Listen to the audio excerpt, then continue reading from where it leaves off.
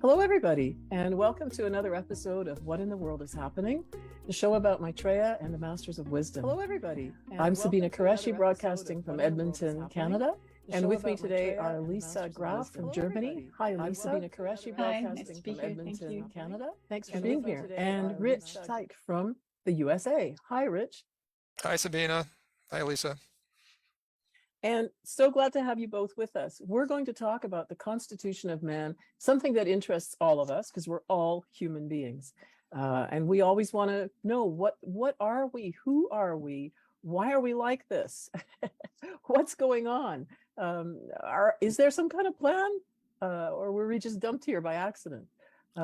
So before we jumped into the topic, I just want to mention that we will do 30 minutes of transmission meditation at the end of the program. You're welcome to join us for as long as you like. It's a very potent and effective group meditation, and anyone can do it. You don't have to have prior experience. You just have to be over 12 years of age. So let's jump in now. So the constitution of man, who are we? Where do we come from? Why are we like this? What's really going on? So the very first thing we want to do is show you this. This image represents the energy that is flowing into, through, and out of each of us all the time. So I would guarantee that the majority of people don't see this. Most of us don't see this. Maybe some very few people do. And generally we can feel energy, tired, not tired, but we have no idea that this is really what's going on all the time. So Elisa, would you like to comment on this? Well, I think the point is that we're spiritual beings in a physical body. Essentially, most people probably wonder, who they are. Most of us are always wondering, what's the purpose of life? What's the meaning? We're actually souls in incarnation, living in physical bodies and expressing in the physical world in that way. But that's not all we are. I mean, we're actually light in essence, essentially. And the energy of the cosmos is coursing through us all the time, whether we're conscious of it or not. That's part of our evolutionary process, how we evolve too. And the fact, Rich, can you say something about how this connects to the planetary field of energy? Like, so that we each have a field of energy, around us and in us. Yes, looks like you're on the slide, you're referencing the etheric energies. Right. And underneath our physical body of cells, the nervous system, circulatory system, there is a body of energy that substands and gives energy to the entire body itself through the cells and through the organs, through our nervous system and our brain. So we're part of a network, a web of energy that is one with the entire planet, and all the kingdoms in nature are part of this web of energy. The web of energy is also part of the energy of the solar system. So this web basically is the conduit through which higher energies flow, the energies that produce evolution, for example, the energies that produce life itself, the energies which produce consciousness, are flowing continuously through this web of energy that we call the etheric energy. And then I think we'll also introduce the emotional body that we have and the mental body that we have as well. So we're a composite being, and then what holds all of that together is the energy that we call the soul. So there's a lot going on. I mean, a lot more than is visible to the naked eye. Yes, yes. We're very blind to most of what goes on in the universe. That sounds like an understatement. Well, and so we're going to jump now to, you were talking about solar or the sun. And this is a photo of the sun, and it shows you that there's a lot going on there in terms of movement of energy. And so this, we want to show you this just to talk about the fact that there is a correspondence between what we're seeing here with the sun and what happens with us, just as we saw in the previous picture there. And so just as we are energy beings, the sun is also an energy being. We see the physical body of the sun, but there's a lot more to the sun than just that. Just as with ourselves, we see our physical bodies, but there's a lot more going on. than just the physical part, the part that we see. Yes, when you see a picture that shows the X-ray photograph of the sun, or the ultraviolet energies, this is not what you normally would see, a picture of the sun in visible light, but you can see that it's a massive fields of electromagnetic fields, and so all those lines that you're seeing there are the electromagnetic field lines. So analogously, the human being has these electromagnetic field lines on subtle planes in the etheric level, and that those are dynamic, they're constantly exchanging energy, they're moving around. And so in the same way, the sun, the heart of the sun is analogous to the heart of the human being, and that we're one with the heart of all in the solar system. That's mind-boggling. It really is. Well, and the next picture, I think this is also mind-boggling, is the fact that the Earth that we live on is also a great energy being. And we only see its physical body. So we see the actual planet, but this is also a being, according to the Ageless Wisdom teaching. And we're part of this being, just as the cells in our body are part of us. Yeah, essentially, that's actually true, because our Earth is actually ensouled by a spiritual being, it's called a planetary logos, and in the Ageless Wisdom teachings, it might also be thought of as that we ourselves are kind of thought forms in that being's consciousness, and he's upholding. His name is Sana Kumara. He's upholding the matter of the planet and all that is part of our planetary life, that aspect. And in fact, there's a plan for our planet as well, and we're all part of it. Most people are just fully unaware of these realities, the fact that we are all part of a plan of evolution on this planet that also is involved with the plan of evolution for the solar system, and then beyond that, the cosmos. That's right. So there's also a being who ensouls the solar system, right? So much greater being. And beyond that, in our galaxy as well, the Milky Way, that is the body of manifestation of a very vast being. So vast that I don't think we can conceive of what exactly that is. But consciousness exists everywhere. Oops, I think I skipped a slide there. Let me go back.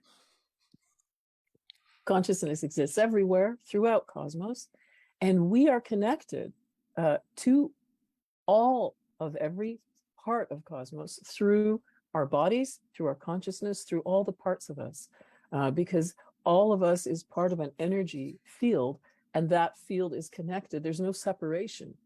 So we perceive a separation. We see our physical body, like I'm sitting here and I'm not part of the wall, but I'm surrounded by, excuse me, atoms and molecules of air.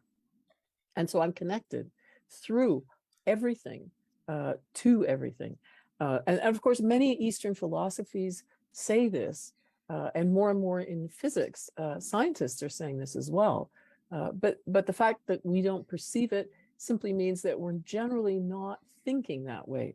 But I think that is changing. I think more and more people are talking about our connectedness, and more people are acting from that place of seeing things that way. So there is a real shift taking place.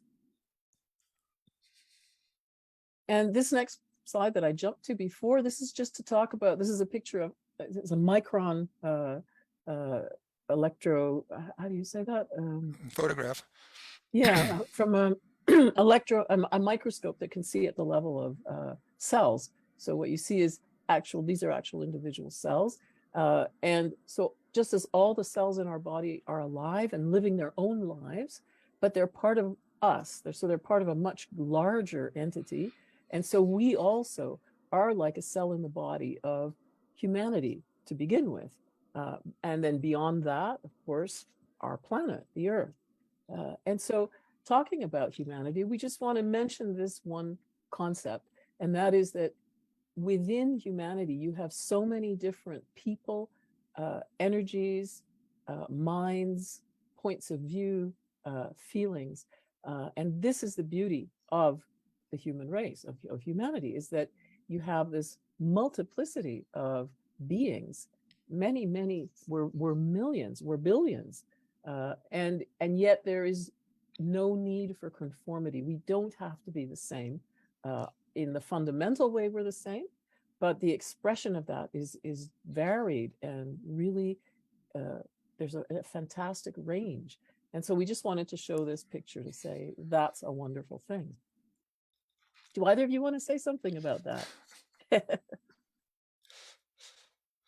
Well, you could call it also unity and diversity. Right. And I was thinking about the slide though before, and I thought maybe we could just touch on the fact that our physical bodies, our cells in our physical bodies, everything in our material physical sense is made up of tiny Davic lives, elementals. And essentially this process of evolution, which is about the spiritualizing of matter, has to do with the fact that over time, this higher aspect of ourselves, the soul, begins to have more control over those tiny Davic lives. So there's a process of evolution taking place on that level as well, as we go through this process of the evolution of consciousness through ourselves. Also, in the same way that the body is made up of tiny cells, the emotional body is also made up of tiny cells, and the mental body is also made up of tiny cells. And so through this process of the energy pouring down through this personality as a composite, they are evolving toward self-consciousness over billions of years.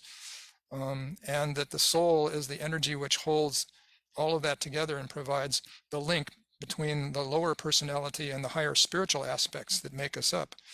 The higher spiritual energies, which are, again, a part of the being who ensouls this planet that we call the planetary logos of the earth, consists of three higher energies: the energies of will or purpose, because everything on this planet is permeated with purpose; the energies of love and wisdom; and the energies of the mind, the higher mind, that allows for the purpose to be reflected down into matter. And so that's what we're seeing here in this picture. Is we're seeing that the triangle on the left with the yellow dots, we call that the higher self, which has one of those yellow dots in each of those different levels that you just described: the level of will, love, wisdom, and the higher mind, abstract thought. So the beings that we would call the masters of wisdom, who have completed the evolutionary journey for humanity, and the few who have stayed behind to help humanity as the spiritual hierarchy, the remainder of the people who've evolved to become masters have left the planet, gone on to higher work. They are the intermediaries for the planetary logos to have his purpose for the planet embodied as a plan that's working out through humanity over the millions of years that humanity has been here, and basically as an animal man, united at some point with the higher aspects of itself through the soul, through this evolutionary process.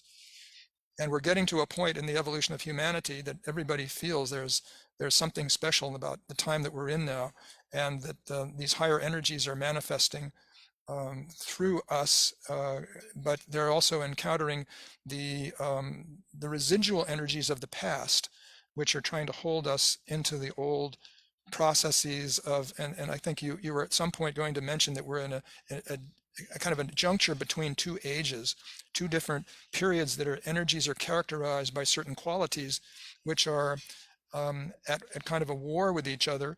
And that's what we're seeing, the stress on the planet right now in so many different areas, whether it's political or whether environmental or social, that these energies are represented by human beings on the planet. And so people are taking up sides, one side or the other, whether they're voting for a future that'll be safe for everyone on the planet, or they're going to go back and keep doing the same old things that we've done in the past. And unfortunately, that will destroy the planet if we do that.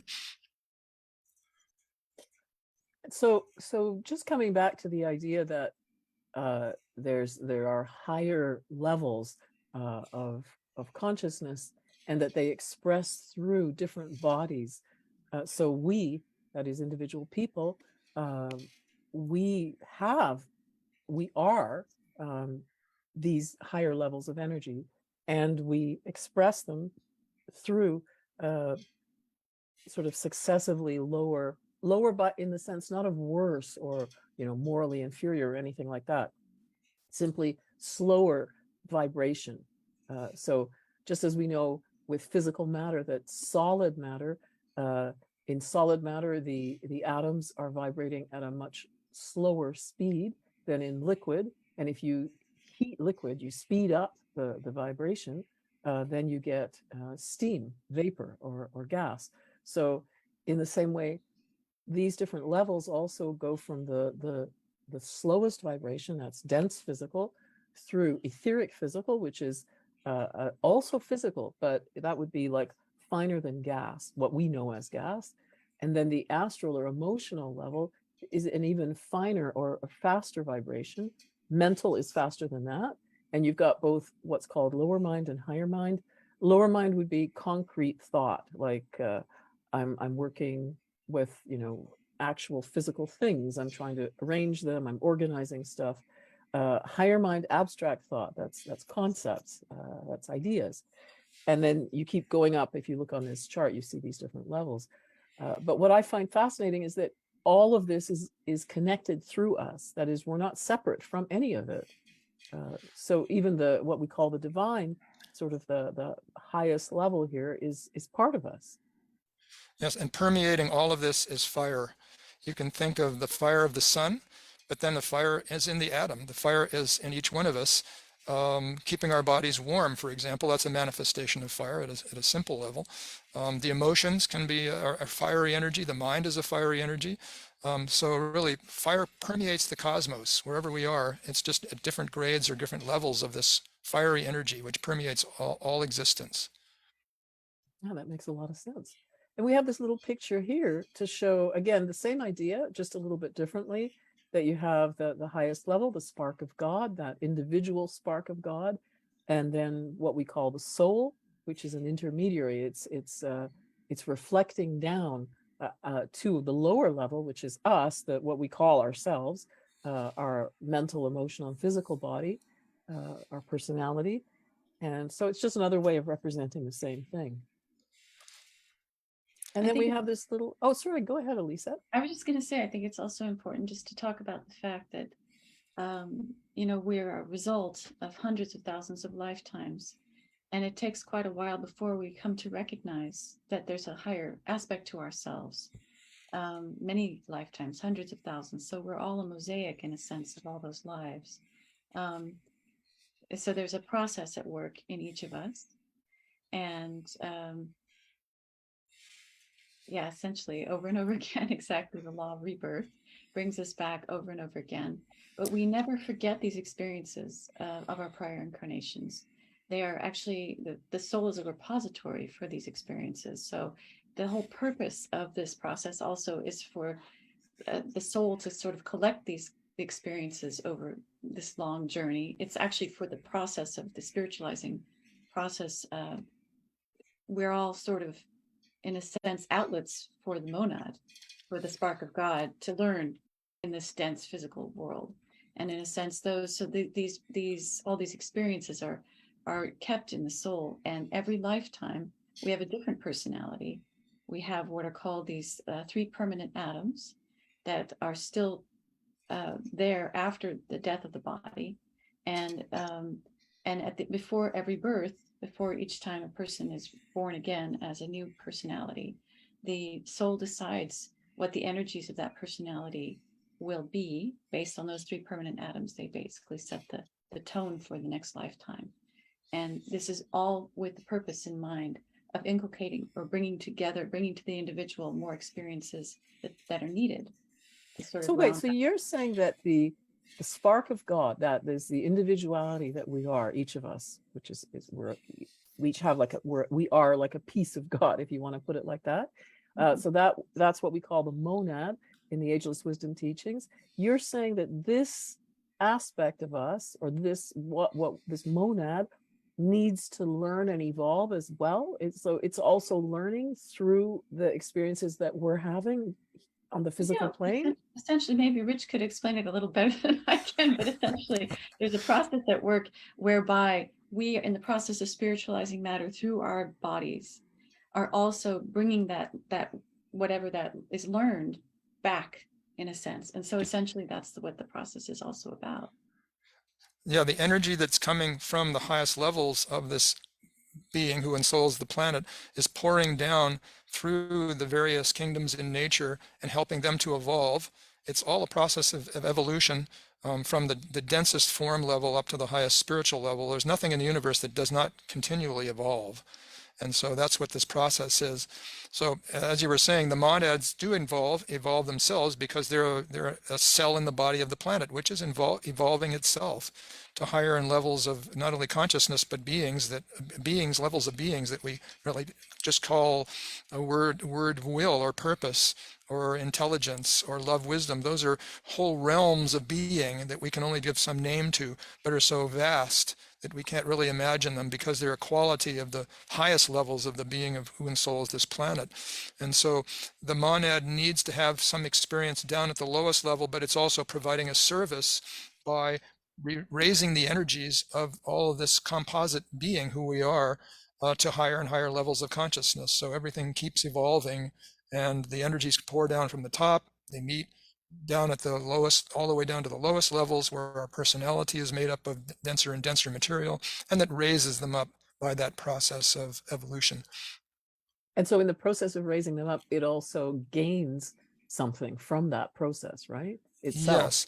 Yes, because the end of the process for the individual human being, after many lifetimes of being different personalities, all of that experience, all of that energy is accumulated in the soul, and then that soul, when it raises its vibration to a certain level, opens up a channel to the being who is our true self, the spark of God, the monad, and that energy then pours in. It's like the energy at the sun. It's so blazing that it burns up everything, but it pulls in together all of the experience that you've had and retains that. So the monad accumulates everything that you've experienced on the denser physical levels, and that's never lost.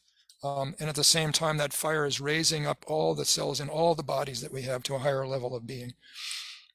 So I have just one more thing to say just before we move on here. And that is, Elisa, you talked about, and both you and Rich, both of you have said, that nothing is lost. So all the experiences through all the lifetimes reside within us. And yet I don't remember anything from any of my previous lifetimes. So you're saying all of that experience is kept, but I'm not conscious of it. That is, in any individual lifetime, I don't remember what I did, say, in my last lifetime or 10 lifetimes ago or 100 lifetimes ago. At some point along the way, you will remember, but it's best that people not remember because it would be too much. We already have, I just think about the issues.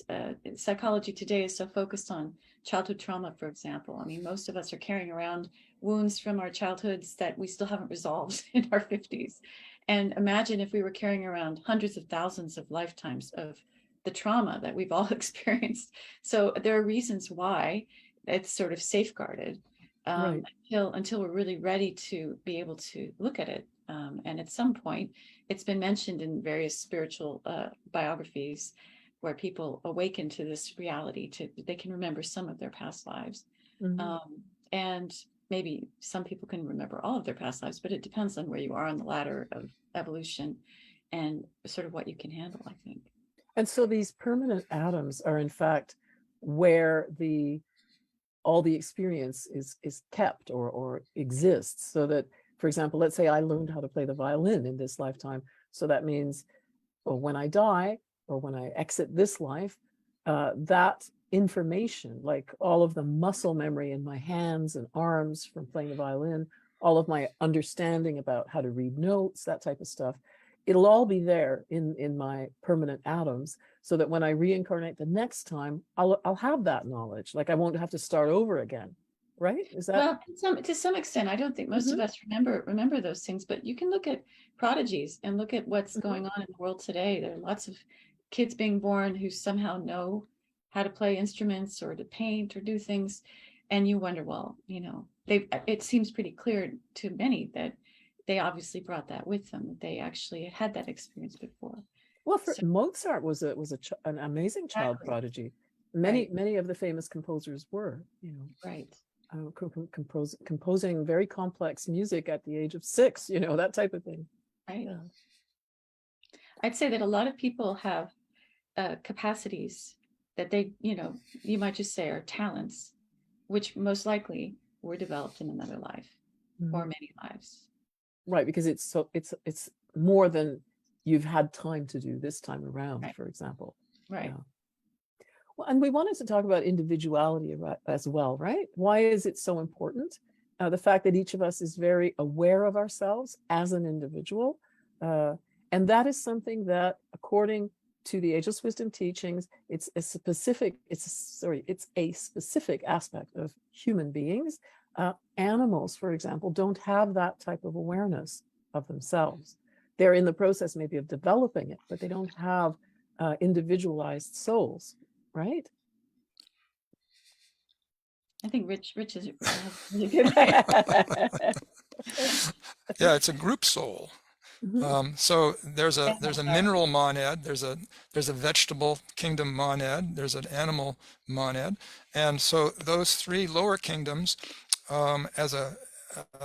we as human beings have an aspect of all of those kingdoms in ourselves, and so as we evolve, then we're evolving the individual cells in those bodies. So what happens is that not all the cells are at the same level of development. So when you come back in another lifetime, your soul will pull in the atoms from the various levels of mental, emotional, and physical that vibrate to its higher level of development. So it's not like that all the atoms, for example, on the emotional plane or all the atoms on the mental plane are all the same. Some of them have higher levels of vibration, and so as you evolve to a higher level, you draw those higher level elemental lives into your new body, and that's projected forward so that everybody's evolving together to higher levels of consciousness. And this individuality was a gift from the solar angels. Now, who are the solar angels? Well, in this large system of which we are a part, the being who ensouls the planet as a separate entity that we would call the monad experiences itself as one with the whole being who ensouls the planet, but it needs to have that individual experience through an intermediary. So these beings who are called solar angels, these mental expressions who are they call them the nirvanis from the previous solar system. They're at a higher level. They're basically great fiery mental angels who come down into the middle between the highest spiritual monad that we are in the highest levels and having cosmic consciousness, down to the lower levels where people have a kind of an individual experience as a mental, emotional, and physical personality. But those levels, again, like the animals, the vegetables, and the minerals, have a group consciousness, but they don't have an individual consciousness. So the gift that's given by these solar angels is this gift of individuality, which they have gleaned in a previous existence, in a previous incarnation as a group, in a previous solar system. So that is one of the special qualities which we get in this evolutionary process, is this individual point of view on things. And the destiny is that everybody can preserve their individual point of view and experience themselves as one with this being who ensouls the whole planet. So that's why it's important. Everything that evolves passes through the human kingdom. Whether it's the angels or whether it's the elementals, as they expand, they all become human beings at some point in some part of this evolution of the solar system. So that's why it's a very unique position. And it's, again, everything is kind of a composite made up of lower aspects of life and higher aspects of life. And so human beings are at this fourth kingdom out of the seven, which potentially unites the highest aspects and the lowest aspects of who we are. That's a fascinating vision because it's so vast. I mean, it really is. And yet it's also very particular. It's very specific. I wanted to just welcome our viewers because I realize people are watching on Message of Hope Weekly on YouTube, on Twitch, and also all of our viewers on Facebook, on Share International Canada Facebook. Thank you for being here to everybody. And any questions that you have, please post them in the chat and we will answer them and we'll do our best to address them. We'd love to hear your questions. So talking about these immense, different levels of being that all exist in us, we want to talk about something called the New World Prayer, which has been given to us by one of the Masters of Wisdom so that we can increasingly experience our connectedness to all of this. And I think Rich and Elisa, you're going to talk about the lines from it, right? We're going to start with the very beginning. Do you want to read that, Elisa? I am the creator of the universe. I am the father and mother of the universe.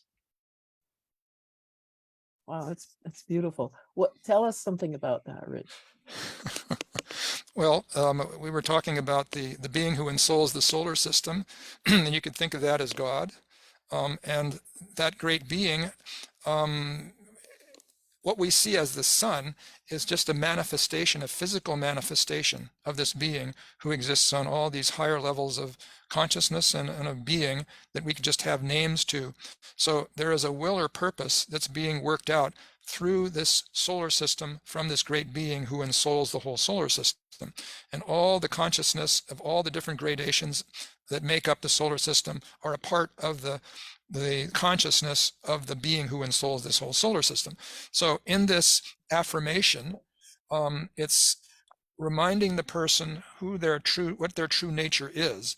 And so it lifts your mind out of the everyday mundane world into at least aspiring to a realization of who you are as the highest aspect of ourselves. So that's talking about who the creator of the universe and the father and mother of the universe, the two poles of spirit and matter, produce consciousness. So that when you say the two poles of spirit and matter, I'm assuming the father aspect is the spirit aspect and the mother aspect is the matter aspect. Is that right? Yes. In the esoteric teachings, there is just one continuity in the universe, and it has various kind of gradations from the highest level that we would call spirit to the lowest level that we would call matter, but they're all part of the same universe. They're all part of that same continuity. So in the creation process, where the unity consciousness expresses itself as a duality, as it comes down into lower levels, then we have the father and the mother aspect of the universe recognized in this affirmation. That's powerful. We have a question from Raywin. I'm not sure if I'm pronouncing your name right. And you asked, what happens when we reincarnate to that image of a past life, for example, a spiritual guide? Can you clarify that? Are you asking what happens when we reincarnate? That what happens in terms of our relationship to spiritual guides we had in a past life? I'm guessing maybe that's what you mean. So Elisa, can you answer that? What would happen? I'm not really sure I can answer that one. Okay. But I would guess, that essentially whoever you're connected to on a spiritual level is going to be able to track you from lifetime to lifetime. Pretty much, at least considering the masters, they operate in this way because all of us are connected, whether we're conscious of it or not, to an ashram. And an ashram we will eventually one day become a member of. Okay, wait, can I just stop you for a sec? Because ashram is not English. And what is that word? Sorry. Okay, what does that mean? Right. Yeah. The Masters of Wisdom, who we mentioned before, essentially they are the guardians of the process of the evolution of consciousness on our planet. They are the custodians of all the energies that are coming from cosmos and entering our planet for this process of evolution of humanity, of consciousness. And essentially, there are 7 ashrams. There are 63 masters. on our planet. Is that right? It's Rich at 63, 64 with Maitreya. And then, but essentially, every single human being will eventually be a participant when they enter the kingdom of souls, essentially, as we were talking about, the bridging between the human evolution, the human kingdom, and the spiritual kingdom, which is the kingdom above it. Essentially, when any one of us steps into that, we become a member of, or we already were, but essentially we are effectively beginning to work with the ashram that we're already members of. So we're already connected, but Yeah. through our evolutionary process of our shifting and growing consciousness, we become aware that we're connected. And then we can, yeah. it's sort of like as though we lived in a house, but we were asleep. And then even though we're in the house, because we're asleep, we don't know we're in the house. We can't talk to anybody else in the house. Then when we wake up, we realize, oh, look, there's all these people here. I'm in a house. Well, we haven't talked about the rays, which are a whole other subject, but essentially we're all of us composite of energies, and the soul has a specific energetic ray or quality, and the monad also has a different one. So essentially from eon to eon, the soul remains the same, but every lifetime, the energies of our personality are different. So we have affiliations. We come in as groups, and we are working together with other people, whether we're conscious of it or not. Okay. So essentially, yeah, this process of evolution starts from the very early stages in our development. So we're always connected to spiritual support and spiritual guides. So I would guess that whoever they're talking about will know how to find them. Right. So that connection doesn't go away. Exactly. Yeah. So Sabina, to intent maybe of the original question, the person was talking about spirit guides. So there's different ways of talking about the masters, and you're also working within beings who are associated with executing the law of karma. So as you have groups of souls that come into incarnation, they all have relationships that get built up over time. And when you're ready for your next incarnation, there are many factors, including this law of karma, that governs the relationships between people in terms of the law of cause and effect with what you've had with past relationships.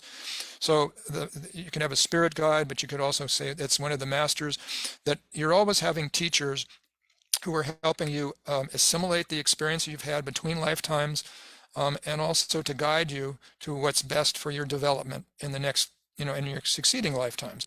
So help is always available. The souls are not separate by any means. They're always connected, and they're connected with higher aspects of themselves and in beings whose job it is to help work out the law of karma, and also to help you with whatever your succeeding life and what's best for your development. So everything the help is always available.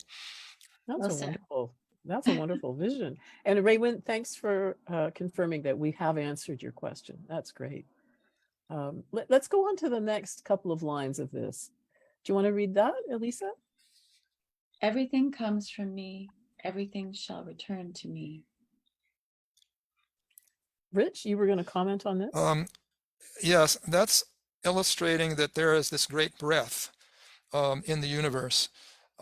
There's the breathing out, where you have the manifestation of the universe, and then there's the breathing in, where everything it's like individual lives and collective lives, everything you've experienced through that great breath of out then comes back to you, and that becomes a part of you. So that's really, this is looking at it from a cosmic point of view, but you can also see it from an individual point of view, that everything from the soul is extended out into manifestation and then is withdrawn at the end of that life and comes back into the soul again. And everything that you've experienced, especially that is of use, like wisdom, for example, and like intelligence, then becomes assimilated into the soul as part of you. I think it comes back to the idea of nothing is ever lost. There are no beginnings, there are no endings, nothing is ever lost. There's only connection. I like that. Everything is always there. And then if we just put the last three lines up, which also kind of form a unit, can you read those, Elisa? Mind, spirit, and body are my temples, for the self to realize in them my supreme being and becoming. Rich, do you want to comment on that? Yeah, so the mind, spirit, and body are emotional, mental, emotional, and physical. They're using the word spirit in the same way as we use the word emotional. And that by putting it in terms of temples, they're really trying to raise how you regard this process, to make it a sacred process of your evolution. Because ultimately everything is sacred in the universe when you experience it that way. So that self, that soul, eventually will realize the highest aspects of itself, which we call the supreme being. And so that's the individual spark of God, which when you experience it as cosmic consciousness, you will realize that you are one with the universe, but then you're still the unique point of view through all of that. So there's a real idea of the fact that our bodies, we're living in them, but that's not who we are, right? I mean, in a sense, using the word temple there. Yes. This is a very eloquent way of expressing Yeah. a very profound affirmation to remind you to who you are, because you get lost in everyday, kind of lost in everyday experience and forgetting who you really are. And so that's the power of this. And it's recommended that you say that every day to remind yourself of who you are and what this process is of your mind, body, and spirit. And you're evolving. Everything that you are is evolving, and you are at the center of this evolutionary process if you choose to recognize it. And so there's a link in the chat so you can have this text accessible and available and use it. And it does have a profound effect when you say it. I'd like to just say also Mhm. that Benjamin Creme, writer and author and artist Benjamin Creme, who is the source for a lot of the information that we share today, he explained that all such prayers or mantras depend for their effect on the application of the focused will. And so you have to aspire, you have to actually use your will when you say this. It's an affirmation. And the most effective way to say it is to use it to, or say it is to think the words with the focused will, the attention at the ajna center, which is the chakra between the eyebrows, which actually creates a connection between the soul and the brain. And when you say this with that kind of intention, very seriously, there will grow inside you an understanding or a relationship, an awareness of your true self. So that's what it's given for. Okay, well, that's important. In other words, how you say it. Yeah.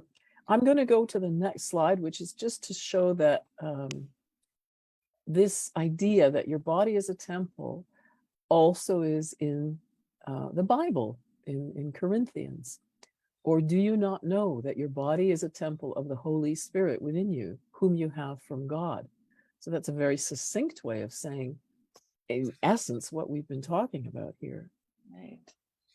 And now we have some drawings that were made by a lady named Josephine that show us in a kind of very, very interesting way what happens when we meditate. And this is important because the connection between the higher aspects and the lower aspects is bridged when you meditate.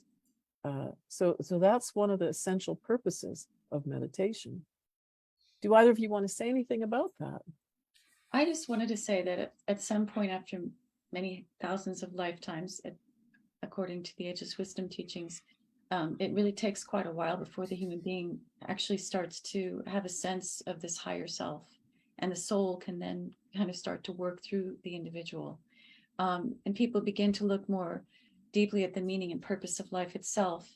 And this is when one really begins to aspire to a relationship with that higher self. And meditation is sort of given to us to bring that relationship into reality, that we're actually, it helps us to connect with that higher aspect of ourselves.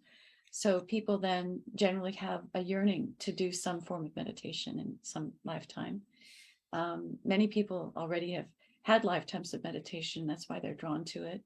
But it's generally because one is actually approaching a point where there really can be a connection between the soul and its lower reflection, the personality. Right, like a conscious connection, because the connection is always there, and right, whether Exactly. we're aware of it or not. Yeah. And so we will be doing a meditation at the end of this program shortly that's called transmission meditation, which is a group meditation. And so we have these pictures, again, drawings, just to show how you could imagine what it's like when people meditate together. So for example, here is a visualization of a meditation group of 3 people. And you can see there's a triangle formed above them of light because of the connection they're making, each of them, to their higher self through the focus of meditation. And then here's a picture where you see 5 people meditating, and there are many more interconnecting lines. And then what Josephine did was to show us what that would look like. You can imagine this if you had groups linked together that would make up a network of light across the earth. And so here, each of the nodes, it represents a group, a meditation group.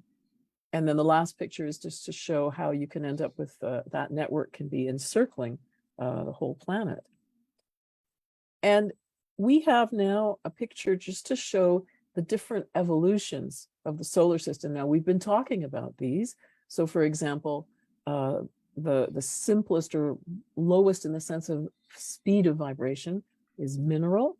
And then we go to vegetable or plant, and then animal, then human, that's us, then spiritual. That means as we become more aware of our connection to the higher levels, and we're able to function on those levels more and more, and that's where the Masters of Wisdom reside. Planetary, we've mentioned that as well, and solar. Now, before we talk about this in more detail, I'd like to mention a question from Bob Jordan in St. Louis. Hi, Bob. Thanks for being here today. Now, you ask about your pet dogs. You said they each had a unique personality. And so you're saying, wait a minute, we were saying that the lower kingdoms, like animal, for example, don't have individuality. And how can we answer that? Like animals are a bridge to humanity, like they're evolving towards that. So what does it mean when you can see that an animal has a very distinct personality? Can any of you answer that? Either of you answer that? Well, the individuality refers to your self-awareness as an individual. Mm-hmm. So dogs can have developed their emotional bodies to some extent, and even the rudimentary minds, where they have intelligence, they demonstrate intelligence as instinct, mm-hmm. but they don't think of themselves in the same way that a human being thinks of themselves as a separate individual with a history and a future and a life and a consciousness and relationships. You see, it's much higher dimension of awareness that is represented by this awareness. So when you become more aware of the higher aspects of yourself through meditation, and you're beginning to enter the spiritual kingdom, your awareness even expands much more into a much more vast space than just being a separate individual. And when you also contact those higher states of being, then you come in contact with the purpose aspect, the will aspect. And that's the link where you then take your individuality and it now works for the planet. You've sacrificed everything that you've experienced in all of your lifetimes, and it's dedicated to now helping the plan unfold for the rest of the lower kingdoms and the human kingdom. So that's the unique process that goes on for each person. And they do that through the mind, and that's why the mind is developed through studying, through education. That's why the masters always talk about that education is the most important thing to expand your consciousness through your mind. Not too many dogs and cats go to college, for example, so or feel a need to. So what's interesting, Rich, in what you're saying, and this is something, it's a new concept for me, but I understand what you're saying, is that it's not that the animal, the dog or whatever animal it is, it's not that they don't have a unique personality. We perceive it, we see the personality, we experience it, but it's that their conception of themselves isn't of being an individual. And that's really the big difference, right? Absolutely.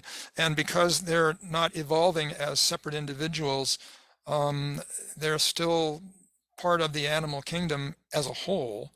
And so they haven't gone through that kind of that central focal point of becoming separate human beings, which they will eventually.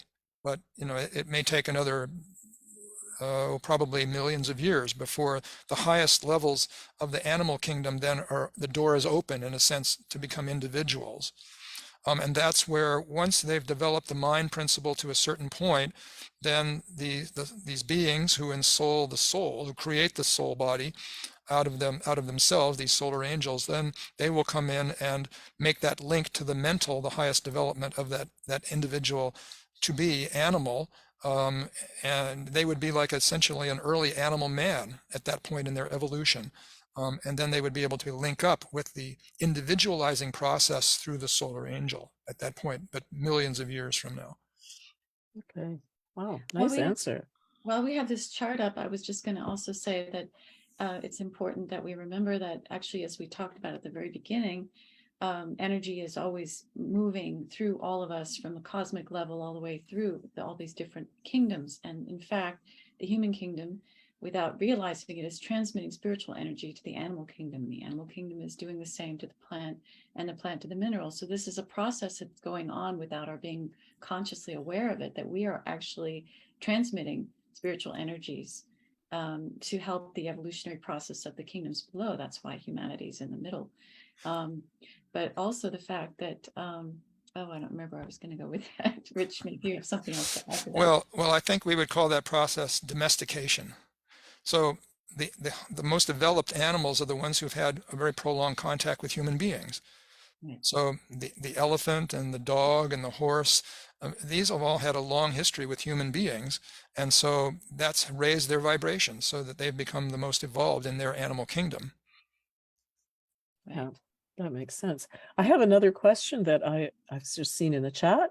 I'm not sure if I'm saying this right. Die Orange or D Orange, Schnecke said, and thank you for the question. This is great. I wonder if the universe itself has permanent atoms from the various planes that carry over from breath to breath. I'm not sure, are you asking about our breath to breath or the universe's breath to breath? But can either of you sort of answer this? Yeah, I don't know if you had the a diagram to show that, but even on those levels of being that we call the abstract mental plane, the love wisdom, and the atmic plane of will or purpose, there are permanent atoms, so that nothing is lost, everything is preserved, even at those great states of being have you know, because everything is evolving, there needs to be some way of preserving all of those higher yes, so there are permanent atoms for the Buddhic level, the love wisdom level, the higher mental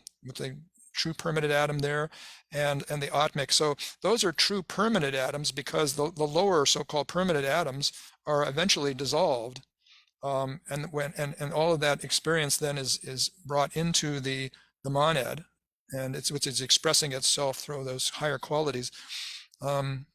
So these lower will, love, purpose, and higher mental are actually just aspects of the monad.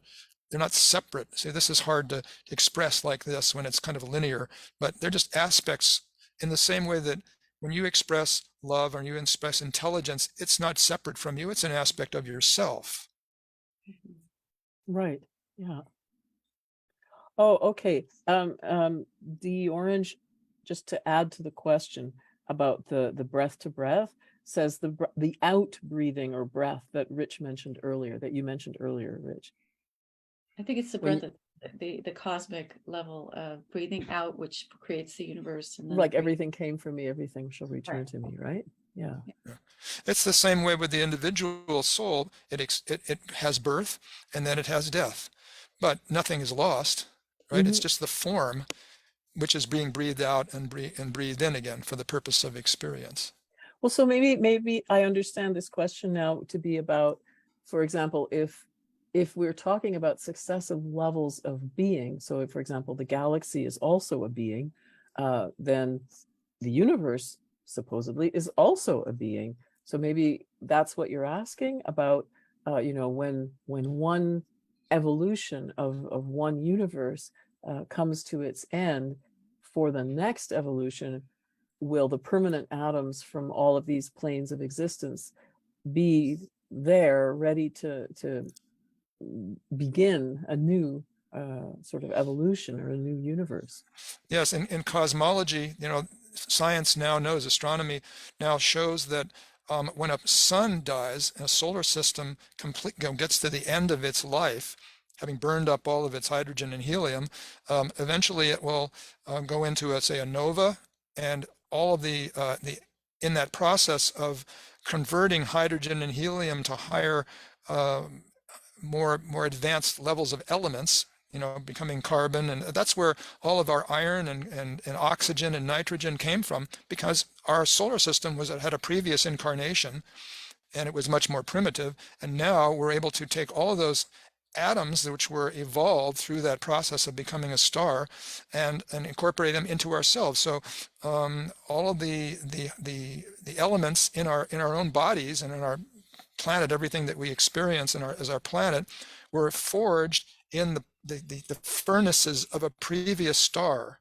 and then blown out and then brought back together again for the next incarnation of our solar system. So that's a very physical, astronomy, cosmological way of looking at this evolutionary process.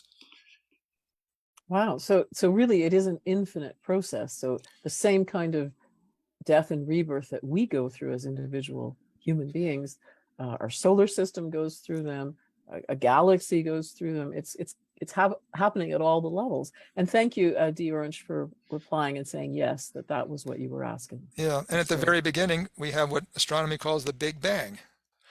Right. So that was the birth of everything that we can possibly conceive of, at least in the physical universe, where it will go, how it will evolve, but eventually, something will happen and it will be withdrawn back into itself again, to prepare for another incredible, whatever the next thing is. It's bigger than the universe we can understand, right? So it goes on everywhere at all levels. Yeah. Well, this is great. Well, we're coming to the end here, and we're going to go into the meditation part of this show, and we just wanted to talk about ways to evolve.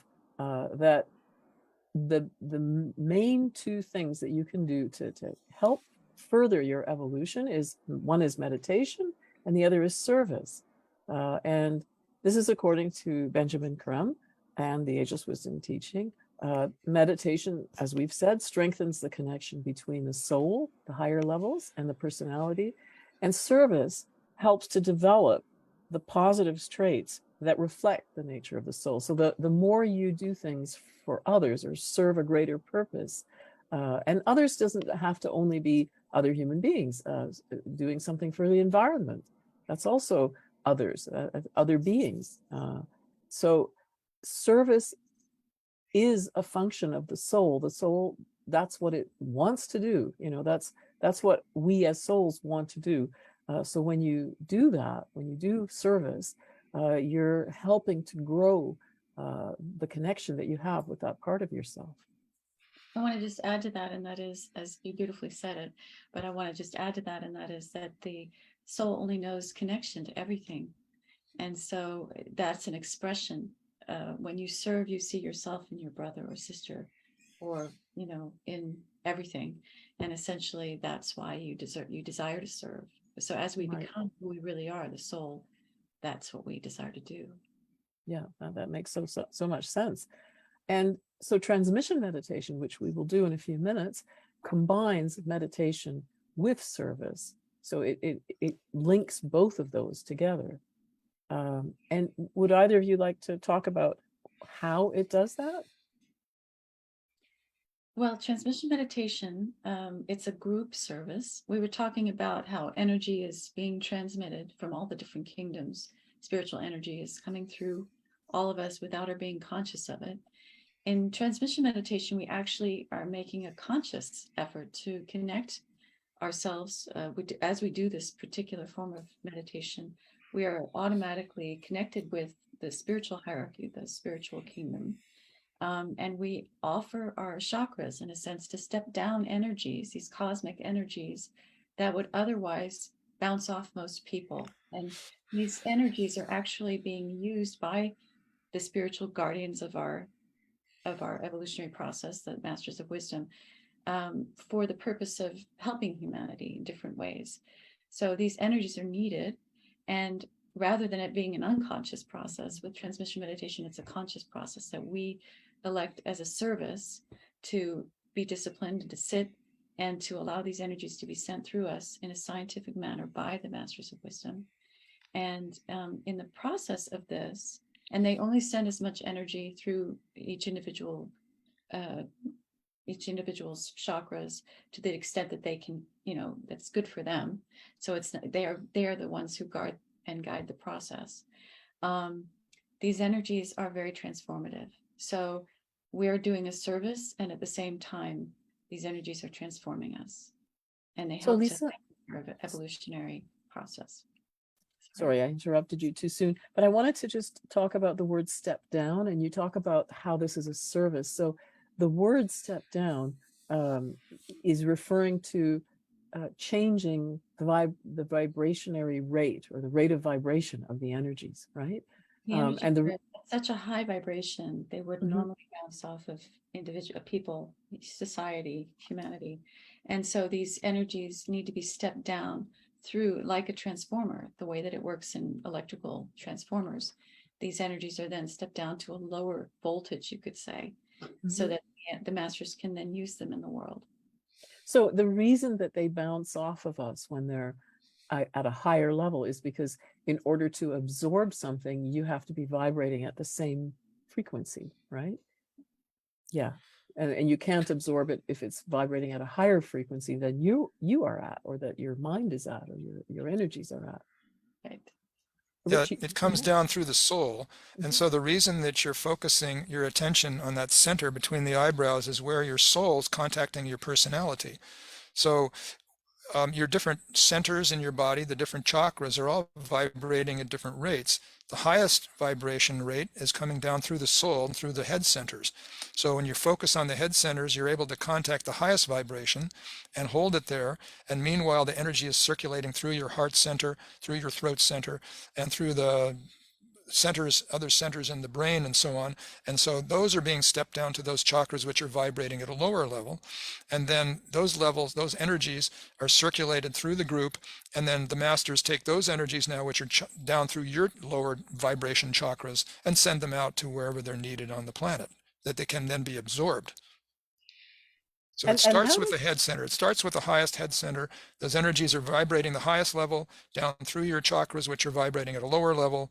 And then at that time, they're sent back out again wherever they're needed. And so when you say wherever they're needed, you're saying the masters know where they're needed. So they're the ones who decide where to send these energies. That's the point of transmission meditation. Okay. We're transmitting energies into us and then back out of us to wherever they're needed to help the planet, help the people on the planet. It's important that people not try to direct the energies mentally, because in fact, the masters know where these energies are best used. They're very powerful energies. And we often assume, for example, in a conflict somewhere in the world, that energy should be sent there, but often that's too stimulating for that particular situation in a war zone and so forth. So we have to leave the masters to that work. There's many types of energies that are coming through this process, and we don't really even know the types of energies and what this purpose is being worked out with these energies. They're part of a plan. It's very dynamic. Yeah. And we, the practitioners of this meditation, benefit immensely from doing it. So for us, there's a real hook, if you want to put it like that. Most of the time in our ordinary awareness, we never think through this level. We're always reacting at a solar plexus on emotional level to things. And so, nothing really can change. It has to come down through your highest awareness, where your center is focused here. And so we want to show you just a picture of Benjamin Creme, the person from whom we have received this information. There are other sources of the Ageless Wisdom teaching, but most of what we've talked about today, and specifically transmission meditation, we have learned about through Benjamin Creme's writings. And he gave lectures for many years, traveled around the world, and we will provide links to his books.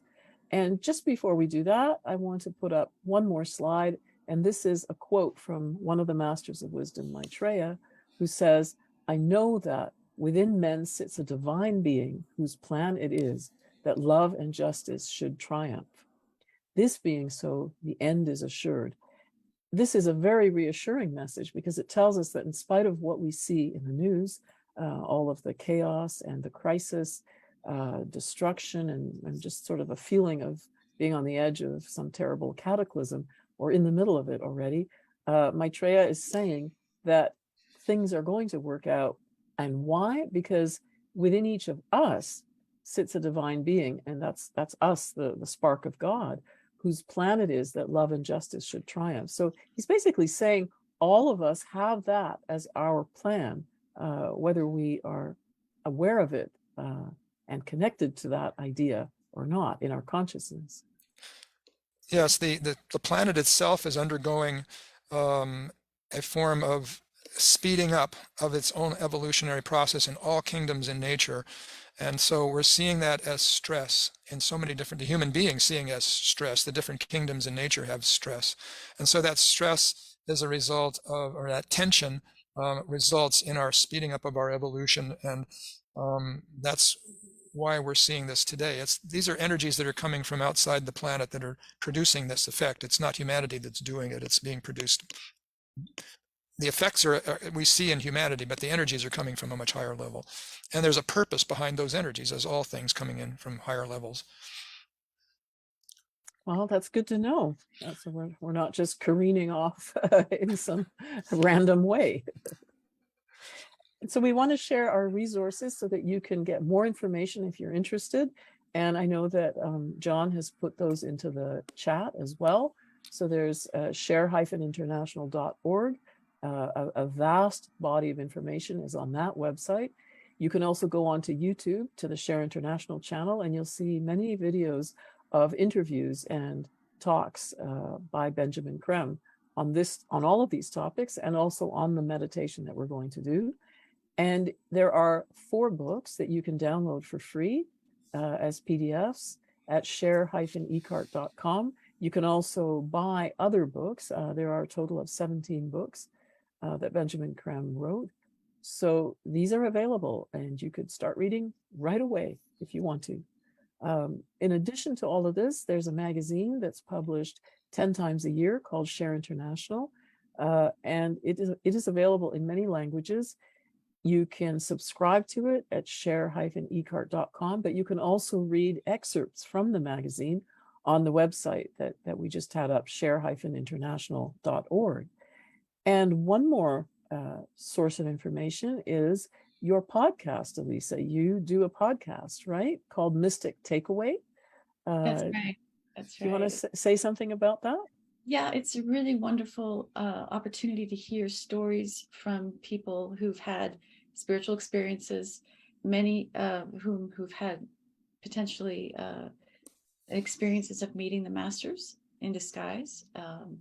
And they're very heartfelt and soulful, and it's really meant to sort of nourish the souls, essentially. So anybody can, I think that you're going to put up a link for the where to listen to it.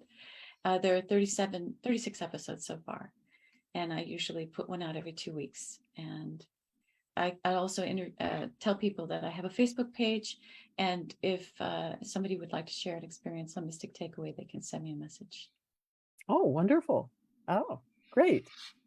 Yeah, because I think many of us have had experiences that were out of the ordinary. But at the time you're just busy with your life, so you carry on. But maybe this will remind some of us. That's often what happens. Yeah, during interviews, people often remember, or people listening to the interviews often remember having their own experiences. So, yeah, that's great.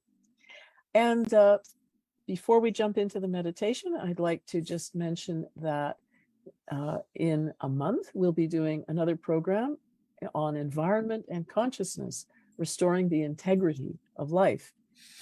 And so that will be very interesting to talk about. That's on November 12th at the same time. And so we hope you'll join us again. And now we'll just go straight ahead to doing transmission meditation. And just before we start, I'd like to say you don't have to believe in anything in order to do this. It's not a requirement at all. So you don't have to believe in energy or in God or in any of the things we've been talking about. So it's just something you can actually do. And it is so simple that you could start your own group, or you can do it with people who already have groups. When we begin the meditation, we start by saying something called the Great Invocation. It's a mantra, and it was introduced to the public in 1945. It's used around the world in many languages. You can also use it to do something called triangles meditation, which I think John will put a link to as well. You can use it just by itself as a prayer, but we will be saying it together when we start doing transmission meditation. And just a couple of things, don't do this meditation if you're younger than 12, or you have a pacemaker or heart problems, or some serious imbalance emotionally or psychologically, because the energies are strong, and so they can kind of push you off kilter. The other thing is that during the pandemic that we've all been living through, people have started to connect using Zoom or other platforms online to do this meditation.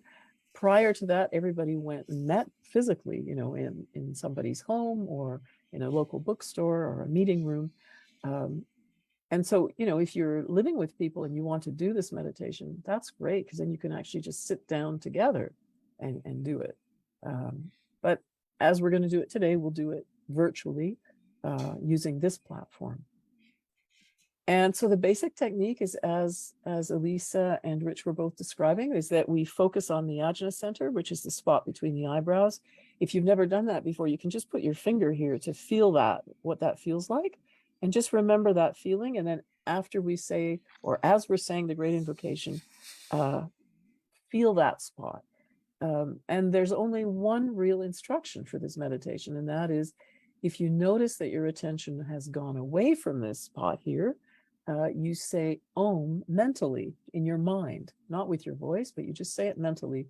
And that mantra, Om, will bring your attention back to this spot. So as long as you're connected here, you're in the meditation, right? I just want to say one other thing, and that is that it's not meant that one repeats the Om over and over again. Right. One only says it when one really needs to say it. So there's a different form of meditation that focuses on a mantra like Om, but this is not meant to be like that. Yeah. And the other thing I wanted to say is that with one's eyes closed, one can also experience the Ajna center by rolling one's eyes sort of as if you're looking up at your forehead. And that's another way to feel it inside. Okay, I didn't know about that. That's interesting. All right, any last comments before we jump in and do a half hour of meditation? So No, okay. Well, who'd like to say it? Because what we'll do is, because of the interference when we have multiple people speaking on Zoom at the same time, I'll ask one of you to just say it and have your microphone on, and the rest of us will turn our microphone off, but we'll be saying it with you. It looks like Rich has already decided. He's muted himself. So I think it's you, Elisa. You're going to say it. I'll say it. Okay. So we'll talk again in 30 minutes. The Great Invocation. From the point of light within the mind of God, let light stream forth into the minds of men. Let light descend on earth.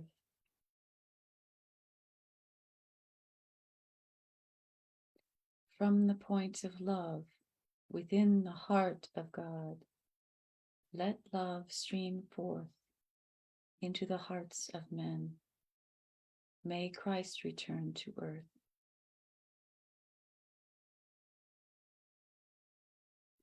From the center where the will of God is known, let purpose guide the little wills of men, the purpose which the masters know and serve.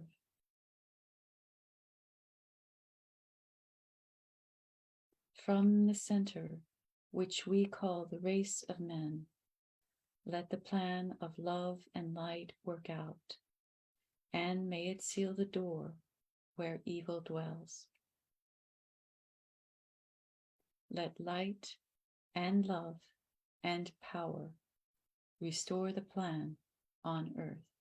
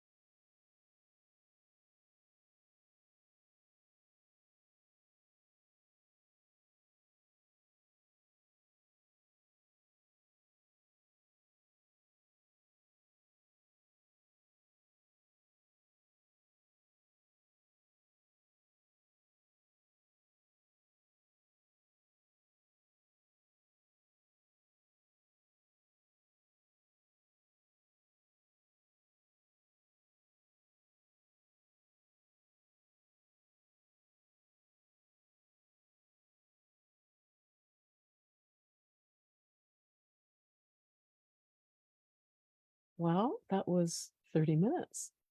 And we're back after meditating. I hope you enjoyed that. And thank you to everybody for being here and for having this wonderful conversation. Thank you, Elisa. Thank you, Rich. Thank you, Sabina. Okay, thank you, Sabina, and the team. Don't forget the team. That's right. It was very dynamic. Thank you to Cielito in Seattle and to John in Montgomery, Alabama. Thanks to both of you for keeping it all going. And if this information resonates for you, to those of you who are with us today, please share it widely, because I think it's very uplifting and inspiring. I'm certainly inspired after everything that we talked about today. So thanks again. And remember that we have dozens of episodes that you can watch, past episodes, on Message of Hope Weekly on YouTube, on Share International Canada Facebook as well. So there's a lot of information there. And we'll be back in a month on November 12th to talk about consciousness and the environment and integrating those. So thank you once again. And goodbye, everybody. Have a great weekend.